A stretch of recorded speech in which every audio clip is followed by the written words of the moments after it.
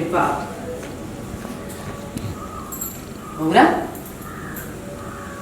क्या बात है बेटा? रीढ़ की हड्डी के बिना पैदा हुए हमारे पति देव। सर सब कुछ नहीं लौट गए जमीन पर। ऐसे थोड़ा होता है, मर्द बनो, कुछ करो, उठो।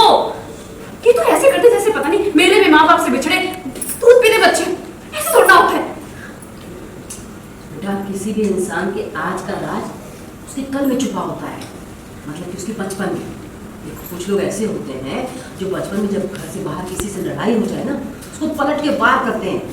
और ऐसे लोग बड़े होकर भी वैसे ही रहते हैं, मतलब कि अपनी लड़ाई खुद लड़ते हैं। जैसे कि तुम्हारा दीवन या धीरज, कुछ हद तक केतन भी ऐसा ही है।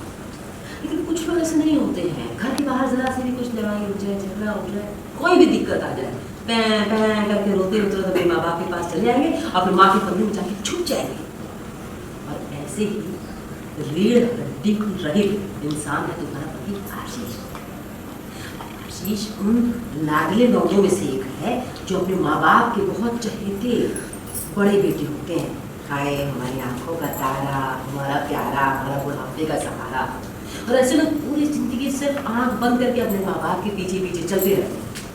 ये लोग तब तक अपने माँ बाप के पीछे लघु बने रहते हैं जब तक कि इनकी जिंदगी में इनकी पत्नी ना आ जाए।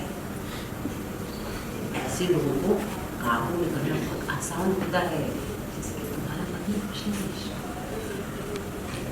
हमें समझ नहीं आ रहा कि आप हमें सबक दे रही हैं या फिर हमारे आशीष जी की बेइज्जती कर रही हैं। वो जैसे भी हैं हमारे पति, हम उनसे बहुत प्यार करते हैं और हमारे अलावा उनको कोई भी कुछ नहीं कह सकता। तो अगर कोई तुम्हारे पति का हाथ छीनेगा तो क्या करोगी? नोच लेंगे उसका अगर हमारे पति के खिलाफ कुछ कहा तो। बहुत बढ़िया। ऐसे ही तो करना है बेटा। तुम्हारे ससुराल वालों ने तुम्हारे पति का हक छीना है, उसे तकलीफ पहुंचाई है। तुम अपने पति को सच्चा प्यार करती हो और वो भी तुमसे इतना ही प्यार करता है, तुम्हारे काबू में है। बस बन गई बात। जहाँ तक हम आशीष जी को जानते हैं तुम बहुत प्यार करते हैं। अरे पागल है तुम्हारे प्यार में, चंगुल में है तुम्हारे। सिर्फ जवानी नहीं, उसका बुढ़ापा, उसके पूरे जीवन का सहारा तुम हो। मतलब आपको भी लगता है कि आशीष जी हमारे ऊपर डिपेंड नहीं? अरे होने दूंगा। अरे अपना घर छोड़कर आ गया है तुम्हारे लिए। हाँ, कितना भी कांड करो हमेशा तुम्हारे साथ खड़ा रहता है। तुम उसने दीवार पर सर फोड़ रही, कौन पता नहीं आया कि नहीं आया वो?